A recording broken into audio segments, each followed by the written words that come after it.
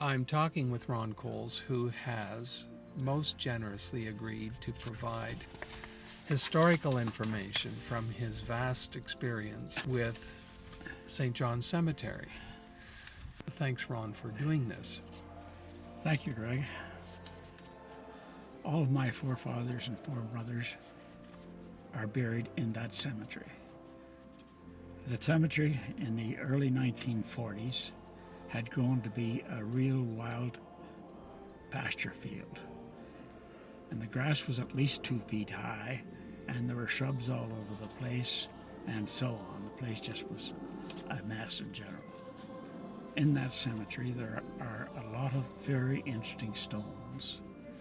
The oldest one is in memory of a child who was about a year old, I think. It's never been known exactly how old the child was, but his name was Henry, Henerey, not Henry as you usually have it, but Henry, white. He was quite young, and he was buried there in 1812, and the month I think was December, but I'm not sure because I'm relying on memory. Today, the cemetery in general is extremely well maintained. The grass is cut regularly, and the burials are that are buried there, people being buried regularly, and the graves are closed down and finished off so that you would hardly know that they had been recently used. The refurbishing of the cemetery. It was Reverend Bracken, who took significant responsibility for that? That is correct. Henry Newman Bracken was his name. And he was one of the most interesting people I have ever known, and I knew him very well. Because before they started to do any real work in the cemetery, he and I went. And one of the things that the cemetery board had done was to make up iron rods into the letter P to stand for perpetual care that you had paid for, perpetual care on that plot. And I put one of these things, and I don't know how many he must have made, a lot of them anyway. Newman and I would take some of them, and we started in the very northeast corner of the cemetery. And we had 2 100-foot tapes, and we'd lay out a square, 100 by 100, down the corner. We started. And then we thought, well, that's not big enough for people to work with a tractor or horses or whatever. So we went another 100 feet and left our letter P at each corner so that we could get them to come back. And when they had moved stones, we measured each stone so that we knew where the stone was, and we could put it back to very close to exactly where it was. And that worked well. And we done that. That's what happened with the whole cemetery. Now that cemetery is about 8 acres, and it's a large cemetery. In fact, the largest in Mona Township. The original church building was built toward the northeast corners, and there is a marker there today that was put there at the 150-year mark. The reconstruction of that cemetery must have taken considerable time and effort. The effort was all by local people who had, one of them was my father-in-law now.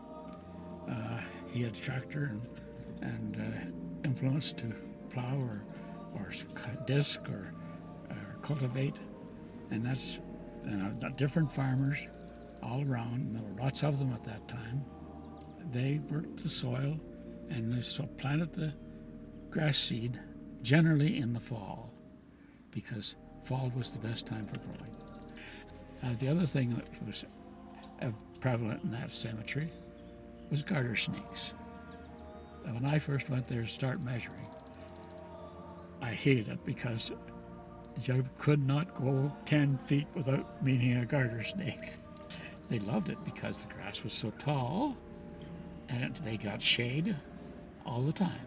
And the other thing that was prevalent was groundhogs. They loved it at a cemetery too. Ron is guiding me to some points of particular interest.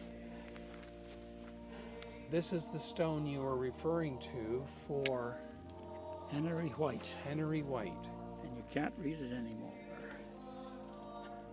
Like, Would this be the oldest stone this is the oldest stone in the cemetery. in the cemetery? Yes. Now, as you can see, there are stones here that are fairly old too. 1870s and so Yes. on. 74. There are a lot of stones over here that are in 1830s. You're pointing up the hill to the northwest That's right. corner of the cemetery at this Right. point. Right. We are going to get out of the car again and go and have a brief look at the Eastbury stone. Eastburys were apparently very wealthy people. They had a business with milling.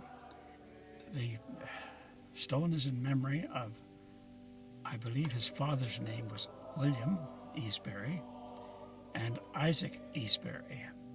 And at the bottom of that stone, there is a carved piece says, I.E., Isaac Eastbury, was willfully shot while sitting at his own fireside by, and no name.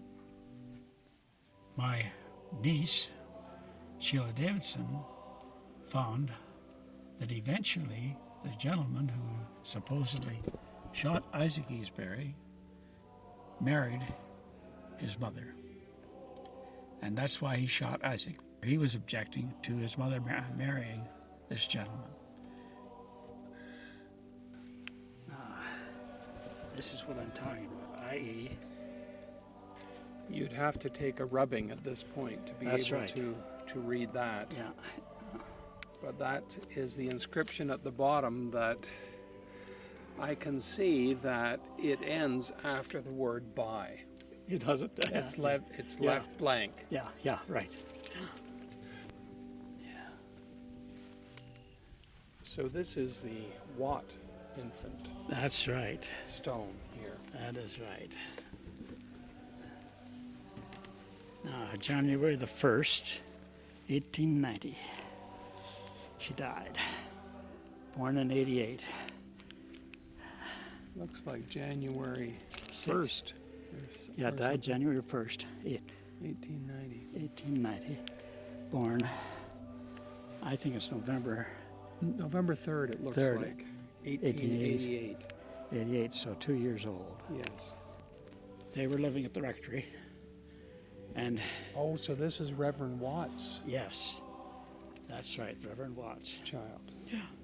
He got the mother and child in the cutter, ready to go to Mona Mills to marry a Spears, and I don't know the other name that was involved.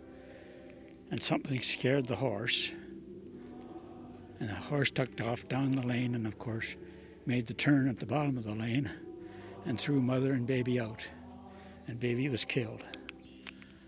My goodness. And he went on to Mona Mills and took the wedding ceremony. This was New Year's Day. This was New Year's Day, is right. No, I don't Tragic. Yeah, tragic is right. These stones, the small ones and the large ones in memory of the father and mother, and the small ones in memory of children who died within a period of approximately 3 months. And the date and the name and so on is not legible. I cannot remember it. I know there was a time when I could have known it. And that family were wiped out by a disease at that time called consumption, which today is known as tuberculosis. But the disease may have been something else. We do not know for sure. Now, the fence. I do not remember exactly when it was constructed, but I remember them trying to collect funds to build this steel fence. And of course, it has lasted pretty well because it will be well over be way beyond 50 years, it'd be close, more like 70 years since it was put down here. The posts are in memory of various people who contributed to the parish way back in the very early 1900s, and mainly the families that they're talking about are named Lee, and they contributed a lot to this parish. This concludes this cemetery site interview.